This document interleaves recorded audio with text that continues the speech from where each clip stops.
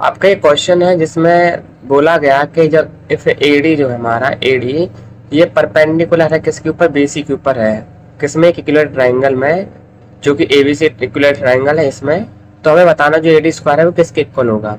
अगर आप ऑप्शन को देखो ध्यान से, सब में जो है आंसर, सबका जो आंसर सीडी के फॉर्म में दिया गया है, तो हम सीडी के फॉर्म में ही आंसर निकालने की कोशिश करेंगे।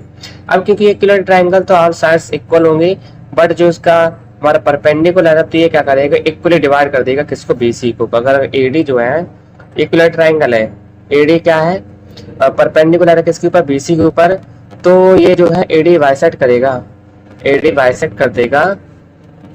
इसलिए यहाँ पर जो बीडी है ये किसके इक्वल होगा, टीसी के इक्वल होगा, या हो सकते हैं 1/2 होगा किसका, बीसी का। ठीक है, क्यों आधा आधा हो गया, ये बीसी के 1/2 का। ठीक है, अब अगर ये बीसी के 1/2 है तो ये 1/2 होगा किसके, एबी के भी, और 1/2 होगा किसके, एसी के भी, क्योंकि सभी के 1/2 हो जाएगा, क्योंकि सारी साइड्स आपस में इक्वल है। तो अगर एक की हाफ है तो सबके ही हाफ के बराबर होगा। ठीक है, तो अब हमें चाहिए सीडी के फॉर्म में आंसर। सीडी हमारा क्या है, ये रहा सीडी। ठीक है, और ये हमारा रहा एडी।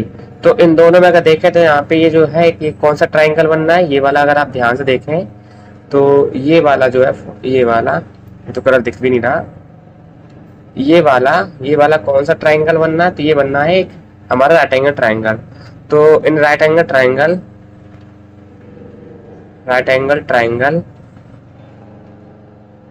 कौन सा राइट एंगल ट्रायंगल, एडीसी।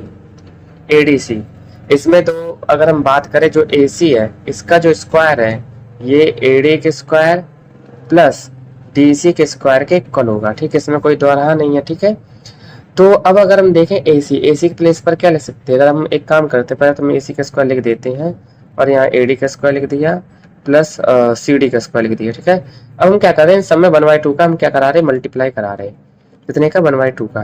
तो 1/2 यहाँ पर भी और यहाँ पर भी मैंने मल्टीप्लाई करवा दिया। अब एसी का जो 1/2 है, 1/2 नहीं कराते, 1/4 कराते हैं। ठीक है, 1/4 कराने, क्योंकि ये सब स्क्वायर में है तो फिर 1/4 कराना ज़्यादा सही रहेगा। तो 1/4 का हमने क्या करवाया, मल्टीप्लाई करवाया। तो हमें दिख रहा है कि हम इसको लिख सकते हैं 1/2 एसी का होल स्क्वायर।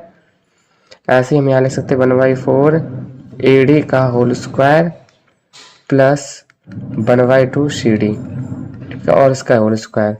अब 1/2 एसी जो है, ये देखिए ध्यान से, 1/2 एसी जो है ये भी सीडी इक्वल है, तो हम इसे लिख सकते हैं सीडी का होल स्क्वायर। 1/2 एडी, अब 1/2 एडी, सॉरी 1/4 यहाँ पे लिख दिया मैंने, 2 होगा। ठीक है, 1/2 एडी जो है इसके प्लेस पर हम क्या लिख सकते हैं, तो हम इसके प्लेस पर कुछ नहीं लिख सकते, इसको ऐसे रखेंगे क्योंकि हमें एडी के स्क्वायर को ही निकालना है। ठीक है, तो 1/2 या 1/4 रखते हैं, 1/4 एडी को ऐसे ही रखते हैं, प्लस जो सीडी हमारा, सीडी इसके फॉर्म में आंसर चाहिए तो इसको भी ऐसे ही रख देते हैं। तो ये हमारा सीडी स्क्वायर, ये भी 4 है। ठीक, तो ये 4 बना रहेगा। ठीक है, ये भी हमारा क्या रहेगा, 4 ही बना रहेगा। इसको मैं सही से लिख देता हूँ।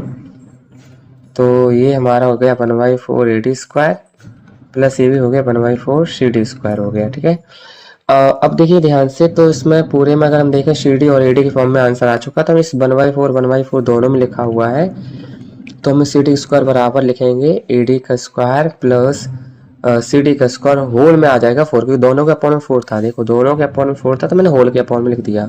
होल वाला जो है यहाँ मल्टीप्लाई हो जाएगा, तो 4 CD square equal AD square और प्लस में सीडी स्क्वायर आ जाएगा। ये वाला सीडी स्क्वायर इस साइड आएगा, तो 4 सीडी स्क्वायर माइनस का सीडी स्क्वायर। ठीक है, ये क्या है, माइनस का सीडी स्क्वायर हो जाएगा और इक्वल में क्या है, एडी स्क्वायर। तो फाइनली हमें दिख रहा है कि एडी स्क्वायर जो है किसके इक्वल है, 3 सीडी स्क्वायर के इक्वल है। और ये इन्होंने पूछा था कि एडी स्क्वायर किसके इक्वल है, तो 3 सीडी स्क्वायर के इक्वल होगा। इन ऑप्शन नंबर हमारा डी वाला करेक्ट होगा। ठीक, तो इस तरह से इस क्वेश्चन को करना था।